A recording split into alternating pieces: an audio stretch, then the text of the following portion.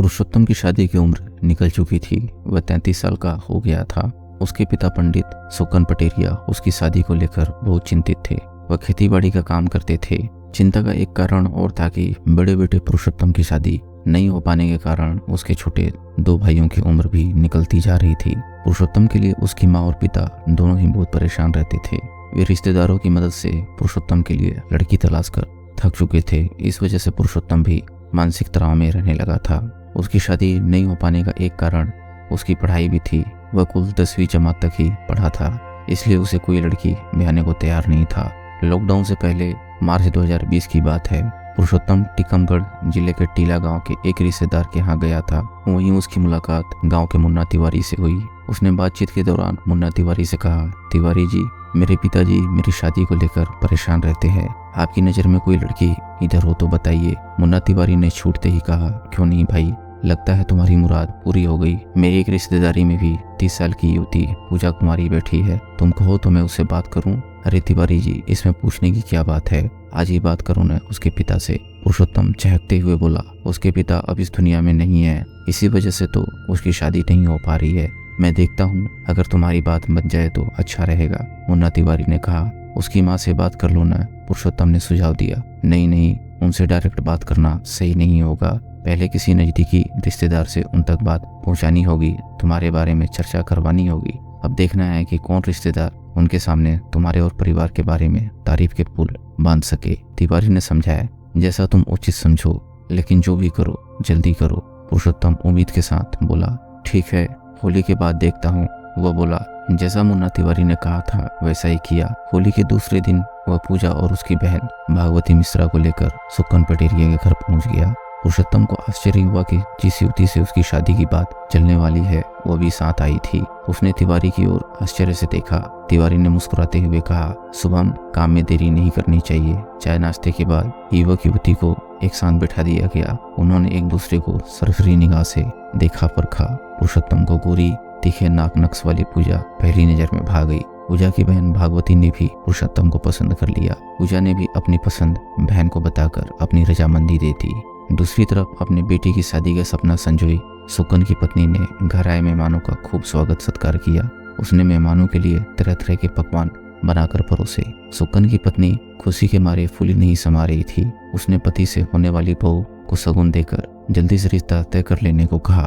फिर पति पत्नी ने शगुन के तौर पर पूजा की गोद में नारियल, कपड़े, फल और मिठाई भेंट कर दिए। पुरुषोत्तम ने उसे अंगूठी पहनाकर सगाई की रस्म अदा कर दी, साथ में कुछ पैसे भी रख दिए। सगाई की रस्म पूरा होने से पहले ही मुन्ना तिवारी ने पंडित सुकन पटेरिया को साफ तौर पर बता दिया था कि पूजा के पिता जीवित नहीं है। उसके घर की माली हालत भी ठीक नहीं है, इसलिए उसकी शादी का खर्चा उन्हें ही उठाना पड़ेगा। सुकन लड़की वालों की हर शर्त मानने को तैयार हो गया। सगाई होते ही पुरुषोत्तम शादी के हसीन सपने संजोने लगा। जब से उसने पूजा को देखा था तभी से उसके मन में खुशियों के लड्डू फूटने लगे थे और वह उसके साथ जीवन की शुरुआत करने की योजना बनाने लगा था। रात को सोते समय पुरुषोत्तम अपनी होने वाली सुहागरात की कल्पना करके खुश हो रहा था।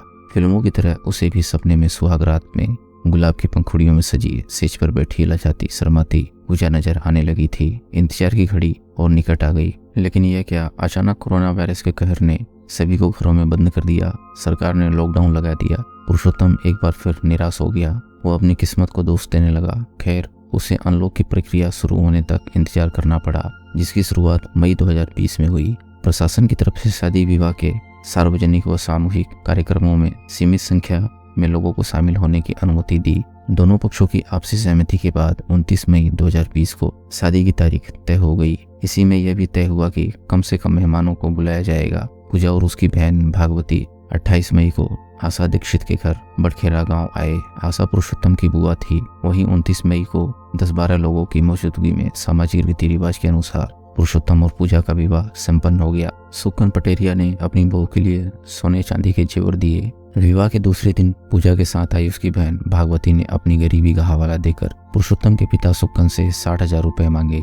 सुकन पटेरिया ने यह सोचकर सहज भाव से रुपए दे दिए कि होने वाली बहू के परिवार की मदद करने में क्या बुराई है। पुरुषोत्तम की मां ने नई नवेली दुल्हन का स्वागत पारिवारिक और सामाजिक रीति रिवाज के साथ किया। घर में शादी के बाद की सारी रस्में चलती रही। पुरुषोत्तम को अपनी सुहागरात का बेसब्री से इंतजार था। रात होते ही मेहमानों के सो जाने के बाद उसने फिल्मी अंदाज में अपने फूलों से सजे कमरे में प्रवेश किया। सुहाग सीट पर बैठी दुल्हन का घूंघट हटाकर उसके हुस्न के तारीफों के पुल बांध दिए, किंतु अपने प्रेम प्रदर्शन के दौरान पुरुषोत्तम ने महसूस किया कि पूजा उसके प्रति रोमांचित नहीं थी, वह उसकी तरह उमंग में नहीं थी। हालांकि पुरुषोत्तम ने यह सोचकर पूजा के इस व्यवहार पर कोई ध्यान नहीं दिया कि शायद ऐसा शादी में थकान की वजह से हो। इसी तरह से लगातार 5 दिन निकल गए, लेकिन पूजा के रुख में बदलाव नहीं दिखा। उसके सुस्त और नीरस व्यवहार ने पुरुषोत्तम को आहत कर दिया था। शादी के बाद 6वीं रात पुरुषोत्तम पूजा की बेरुखी से परेशान होकर चुपचाप सो गया। सुबह 5 बजे जैसे उसकी नींद खुली तो पाया कि पूजा बिस्तर पर नहीं है। कुछ देर तक उसका इंतजार किया,